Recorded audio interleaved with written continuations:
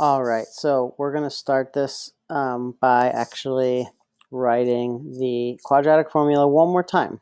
You're going to see me do this a million times. I'm going to teach you some methods to memorizing it that helped me when I had to memorize it, which honestly wasn't until I started becoming a teacher. So it was relatively recently. So anyway, x equals negative b. I'm going to start color coding this just so we can refer back to it. So negative b.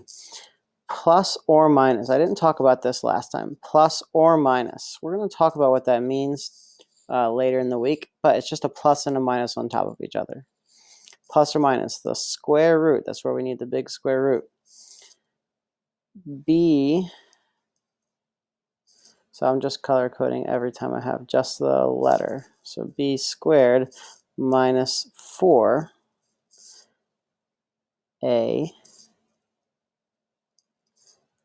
c.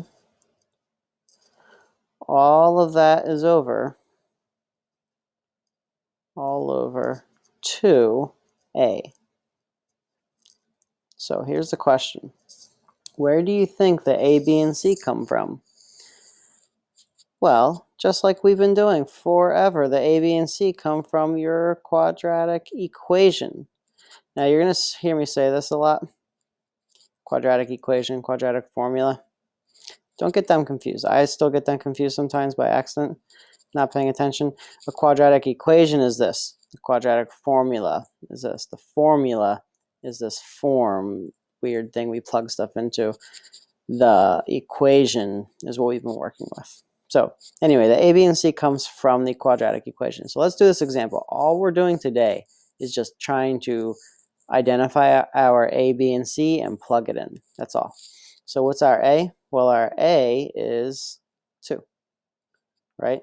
Just like we've been doing. B is the number before x. That is 3. C is the number that's by itself. That is 4. So what I need to do is I need to plug these numbers in to the appropriate places. We have B's, we have C. Everything else should look the same. And what should you always use when you plug stuff in? We've talked about this a million times this year, but always use parentheses.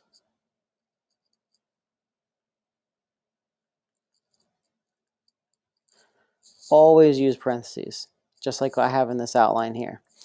We're going to start by doing it in the outline. You're going to have to be able to do it by yourself by the end of this.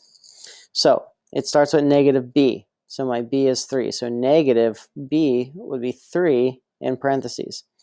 Plus or minus the square roots of b squared. So we have a b again. 3 is going to be in parentheses. The squared goes outside the parentheses because it's not the b. The squared is outside the parentheses. Okay, minus 4a. So that 4 is always there. So minus 4a. I know I'm going to get to ask the question, where does the 4 come from? It is just part of the equation. Okay, that 4 is always there and that 2 is always there. So 4 times a, my a is 2. 2 in parentheses. C is right after that, so another set of parentheses right after that. My C is 4 all over 2a, and my a, again, is 2. So that's what I'm looking for. This is the quadratic formula plugged in. This is what we're looking for. Okay, see if you can try that up until the ones that are blank, and we'll go over a blank example as well.